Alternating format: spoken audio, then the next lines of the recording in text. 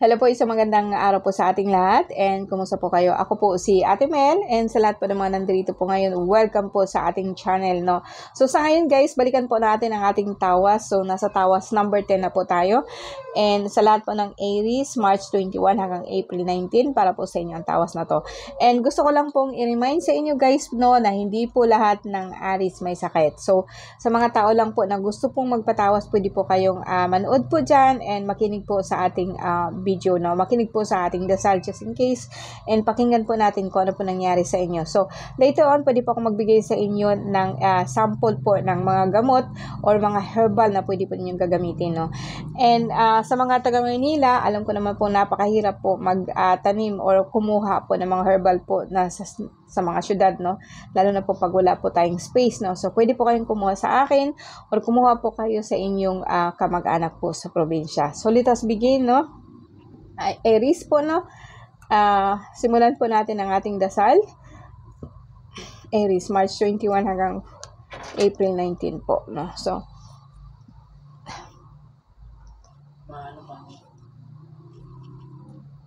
let us begin, no? In the name of the Father, the Son, and the Holy Spirit. And by the power of the four names of God, which is Yahweh, Wahweh, declaring His love, His protection to cover all of us. And sa lahat po ng mga nakikinig po sa akin ngayon, naway basbasan po kayo ng Ama, ng Anak at ng Espiritu Santo. And sa pamagitan po ng pangalan po niya, no, Christatim Hisum Christi Pater Salvami, Christatim Hisum Christi Pater Salvami, Christatim Hisum Christi Pater Salvami, Paternum Deum Christum Solumi, Christatim Christum Igusum. Amen. So, sa lahat ng mga nandidiyan po na mga Aries, kumusta po kayo, no? And medyo matagal po, no? Medyo matagal-tagal na po yung ating tawas, no? Tingnan natin kung ano po nangyari sa inyo. March 21 hanggang April 19. May work po, no? Sa ngayon po, ang Aries, ang unang card po natin na babase is masaya po, no? Nasa work po kayo.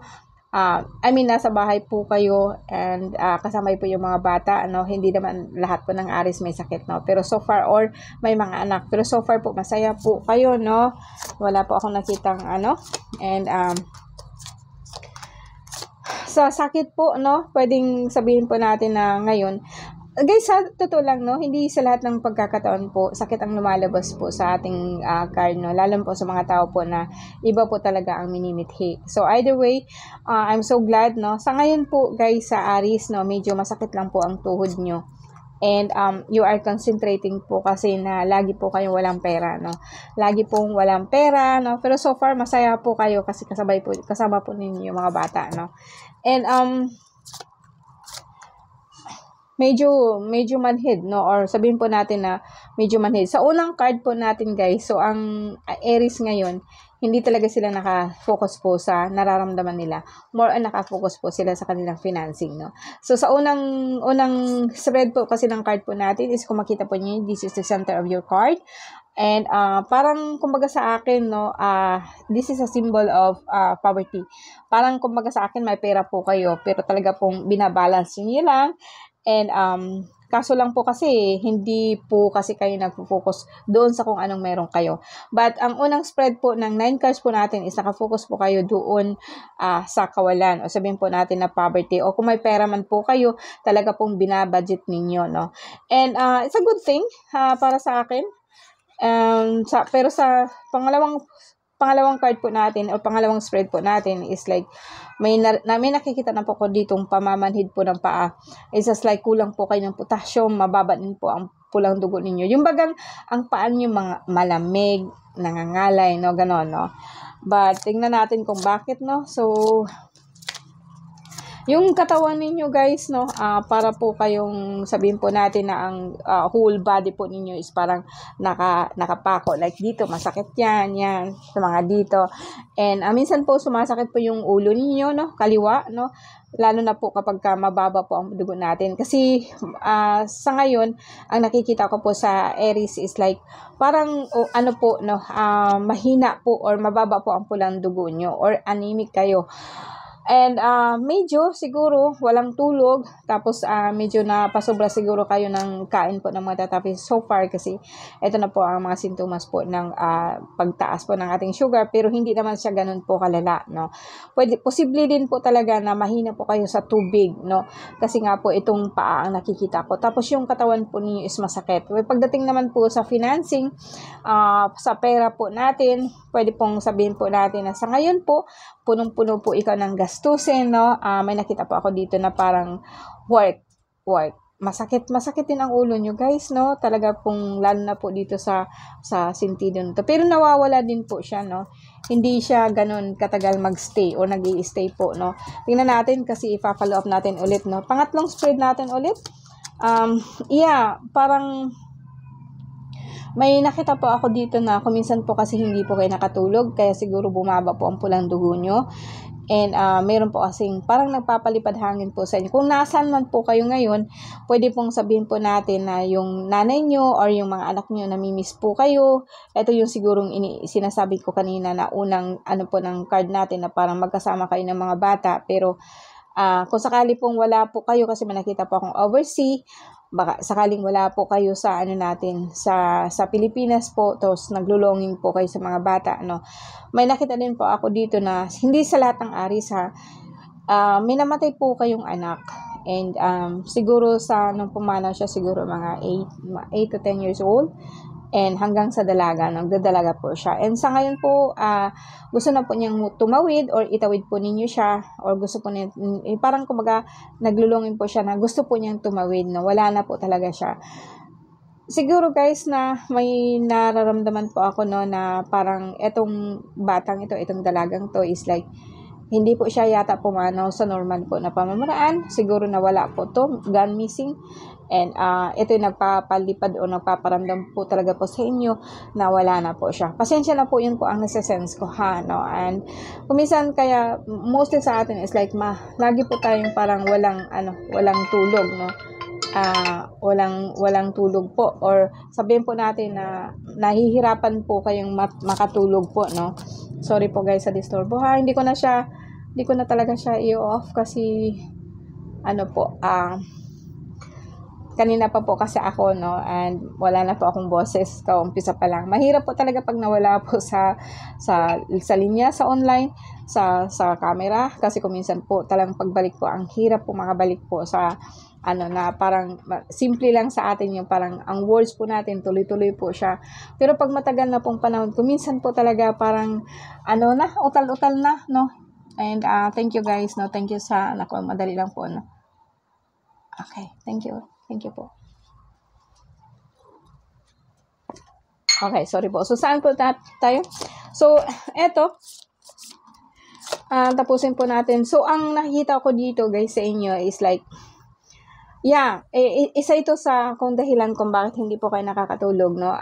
Meron po kayong anak po na nawala, or meron din po siguro po hindi siya na alam kong hindi lahat ng aris, pero may nakikita talaga akong bata or dalaga po na parang is gone missing, matagal na pong panahon, pero wala na po talaga siya, patay na po siya talaga, and gusto po niyang tumawid, or gusto po ninyo kumbaga sa akin, i-let go na po ninyo siya, wala na po siya, no.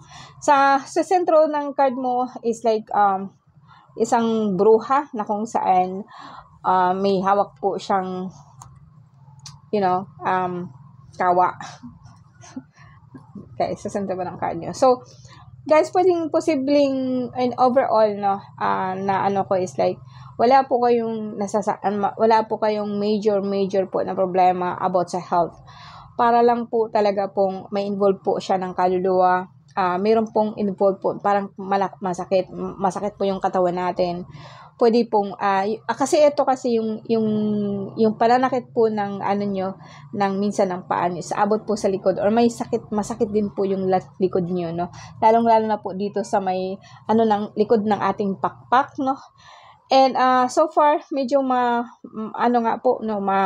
masakit, no.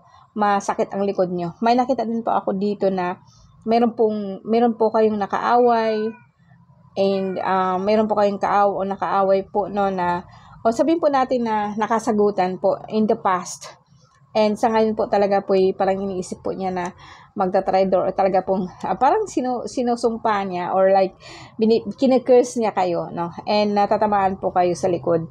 Anyway, yung mga, alam niyo na, yung mga tao po na walang magawa sa buhay, kuminsan po talaga is like sila po yung patalikod ba kung tumira.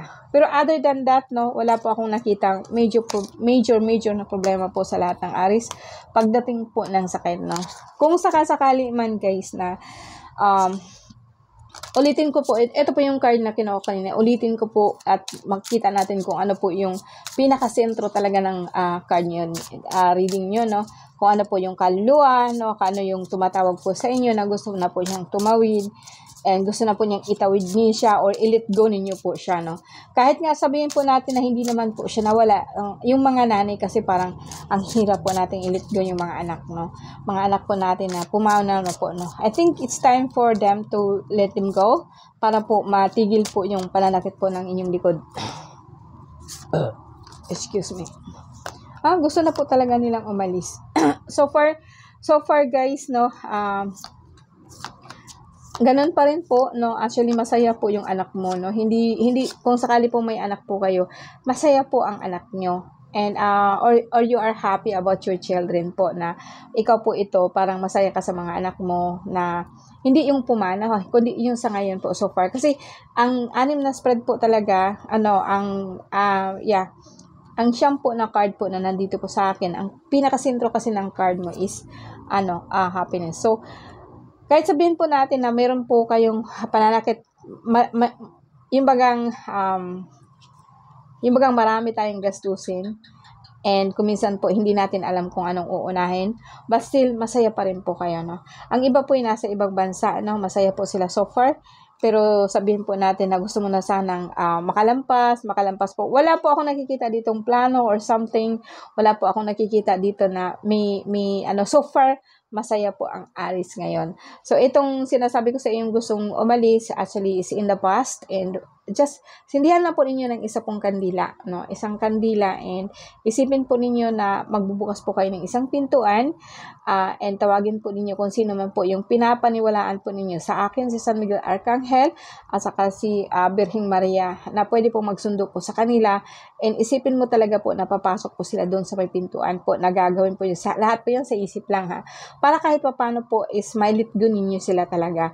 And by doing that, pwede ninyo silang bigyan po ng kandila, no? Kahit isang kandila lang po, hindi lang po yung sindihan ninyo, kundi pagkasindi po ninyo, tumawag po kayo sa mahal na ina or kay San Miguel Arcangel, and isipin po ninyo na sunduin po itong mga batang ito na gusto na pong umalis or gusto na pong magpahinga.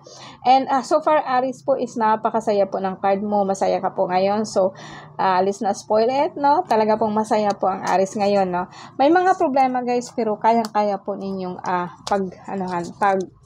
kayang-kaya po ninyong yun namang sinabi ko sa kanina na parang bruha, no? It's okay, parang hindi naman po siya nakakapikto sa inyo, or like merong gustong umano sa inyo pero hindi siya nakakapasok, no? Or hindi po mapasok sa kokote ninyo yung mga sinasabi niya. Na mga espiritu po yan, na mga in the past na gustong guluhin po ang pag-iisip po ninyo. Sa ngayon guys, no, tingnan po natin ang inyong meron pa akong bagong tarot card or tarot deck, no? Pwede po ninyong tingnan. It says here, it's a life messages card deck. No? Tingnan natin sa lahat ng Aries, no? Kung ano po yung message niyo, kung anong message sa buhay niyo. Isa lang po, no? Masaya po ako at nakabalik na po ako. Pasensya na po sa matagal na panahon, almost 2 months po akong hindi nakapag-vlog. Nandito ako sa bahay po ngayon kasi po talaga pong balik-balik po kasi ako sa bundok at inaayos ko po doon yung mga gamit para kahit paano pag nandoon na ako is like nakahanda na. Mahirap magtira sa bukid kasi pag masama ang panahon, no? Nang nandoon kami medyo bumagyo, so tago-tago ko yung mga gamit ko, mga card ko, kasi wala pa po akong steady po na bahay doon, no? Kubo lang siya. Okay? So let's tingnan natin Aries, tingnan natin kung ano po yung inner temple. Ang ganda pa ng message niya, basahin ko, ha. Okay, inner temple. Alam niyo yung dito, yung inner temple po natin. It's like, it's a church. Kung sa mga Buddhist po natin, meron silang templo. Ang iba po natin, mga religion, meron po silang templo. Pero sa akin, I more believe in our temple dito. So, kung ano po yung nasa isip po natin, nasa ano po yung talaga pong kailangan po natin gawin. This is a message, no? In a temple, I reconnect with my true self in sacred silence, finding peace in the inner temple of my soul. Here, I reflect on life's lessons, restoring my tranquility and trust in the universe. Bathed in the divine light, I embrace the value of every step on my journey. Itong card na to guys is parang tugma din po sa binabasa po natin na hindi po talaga magulo ang isip ng Aries ngayon. Hindi katulad ng mga nakaraan na talaga pong grabe po ang tinatawag po natin na away, mag-asawang away. Pero sa ngayon po parang tanggap mo na po siya and binibigyan mo po ng halaga ang iyong sarili. Like, binavalue mo yung kung anong gusto mo sa buhay, kung anong gusto mo mangyari sa buhay. And yung soul mo, parang nire-restored mo talaga siya. And you are starting to trust the universe. Well, I say that life messages telling you na magtiwala ka po sa magtiwala ka sa mundo, magtiwala ka po sa universe po na kung saan ay isa ka po talaga pong payaba. Ano bang payaba sa Tagalog, no? Parang mahal na mahal ka po ng Diyos Ama. Okay, that's it guys, and maraming salamat po sa inyo. Thank you very much po.